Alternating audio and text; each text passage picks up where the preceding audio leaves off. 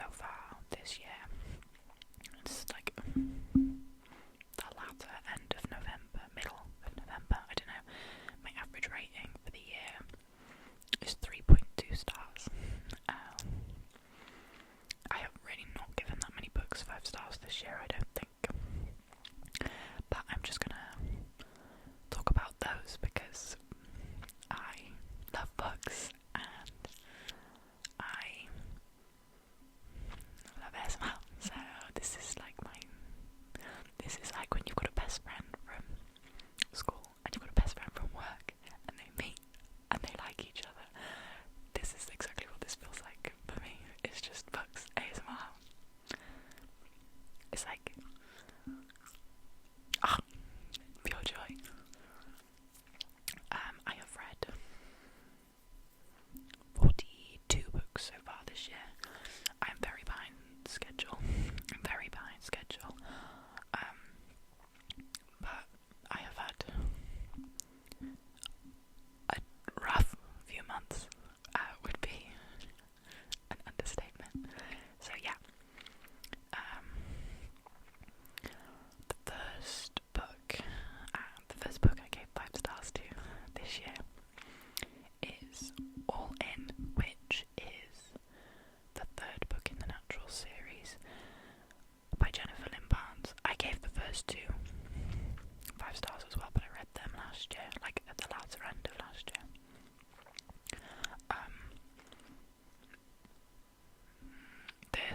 This whole series is honestly my favourite. It's just, I could talk about it for ages. It's on my bookshelf. I have got 2 shelves dedicated to my favourite series, and that is one of them. It's just, I feel like you either love it or you hate it, because I recommended it to my friend, one of my friends, and she was like, she devoured the books like me. And then I recommended it to somebody in work, and she read the first book and was like, I don't like it.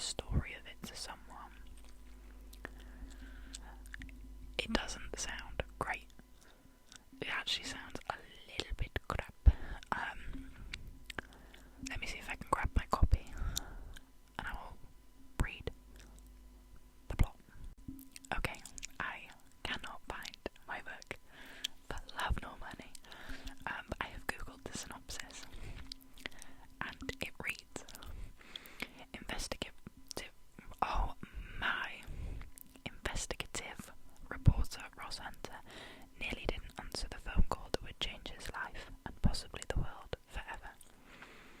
I'd just like to assure you I'm not a nutcase, Mr. Hunter. My name is Dr. Harry F. Cook.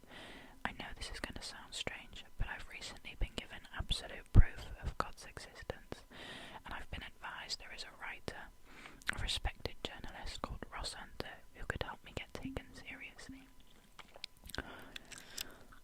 What would it take to prove the existence of God, and what would be the consequences? The false faith of a billionaire evangelist, the life's work of a famous atheist, and the credibility of each of the world's major religions are all under threat if Ross Hunter can survive long enough to present the evidence. The first time I read this book, I was like, oh, I don't want to read something religious, but my best friend had recommended it to me, and I was like, oh, and he doesn't, sorry, that might have been loud, he's a very, very firm atheist, and he was like, I promise, it's not about religion at all, there's no real discussion of that. So I went into it quite skeptical a few years ago, and I read it, and it's a hefty book.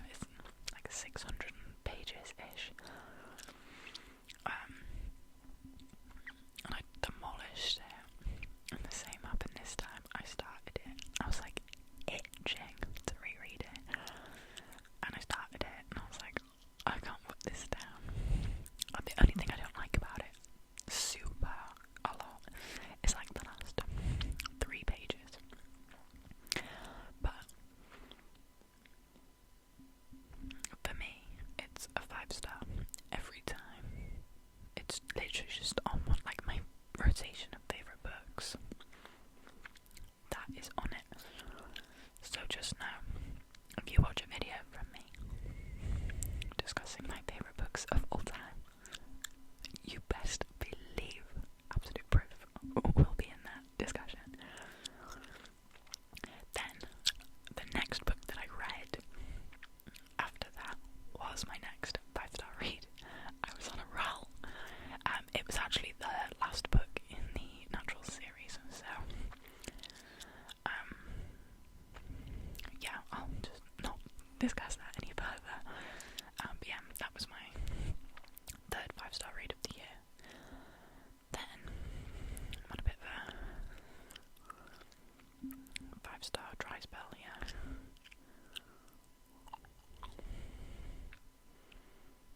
Oh my. Okay, the next book I gave 5 stars to was Crown of Midnight from the Throne of Glass series.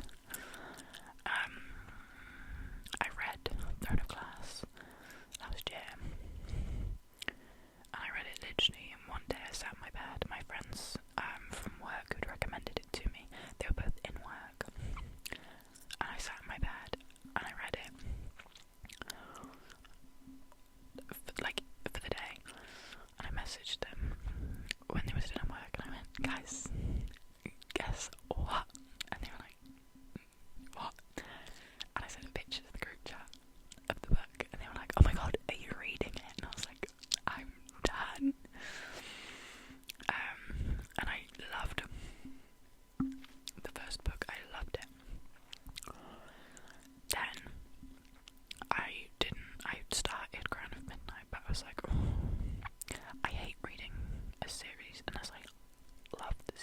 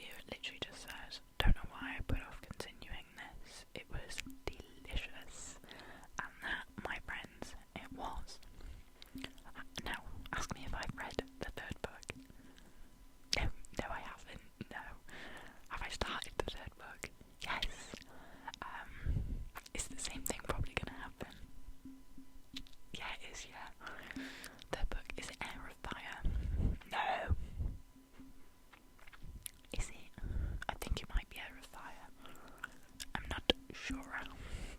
I have not read Assassin's Blade either.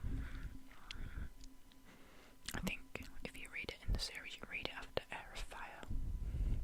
Yeah, like so you're reading it fourth. I'm not sure though.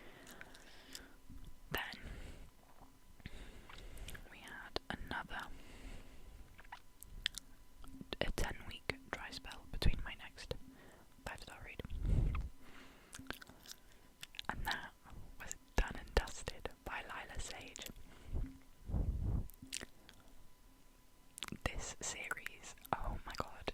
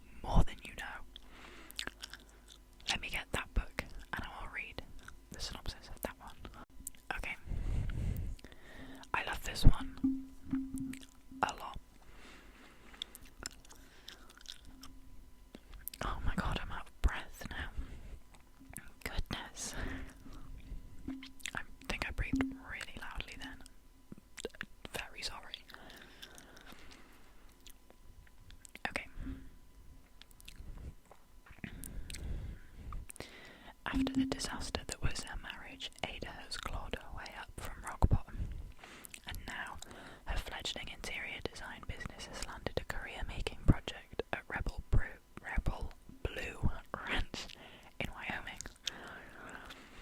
On her first night in Meadowlark, Ada finds herself in a dive bar, unable to shake the eyes of a handsome cowboy. He leaves her with the kind of kiss that most people can only fantasize about, and she almost regrets that they'll never meet again. Little does she know. Western Rider is a happy guy, even happier now the mystery woman from the bar is the interior designer on his project. It's too bad she wants absolutely nothing to do with him outside of work. As walls come down around Rebel Blue Ranch, I am struggling with that. That is not a tongue twister. It should be. As walls come down around Rebel Blue Ranch, nailed it, Adas stay firmly in place. Can they make it through this project without giving in to their intense chemistry? Or will they put their dreams on the line for a chance at love? One of my favourite subplots in this, he teaches her to drive. He teaches her to drive a manual car, or I don't know what Americans call it, stick shift. That I don't understand it.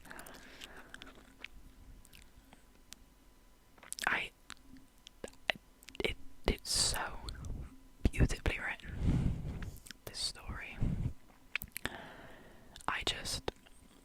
I love it. It's like a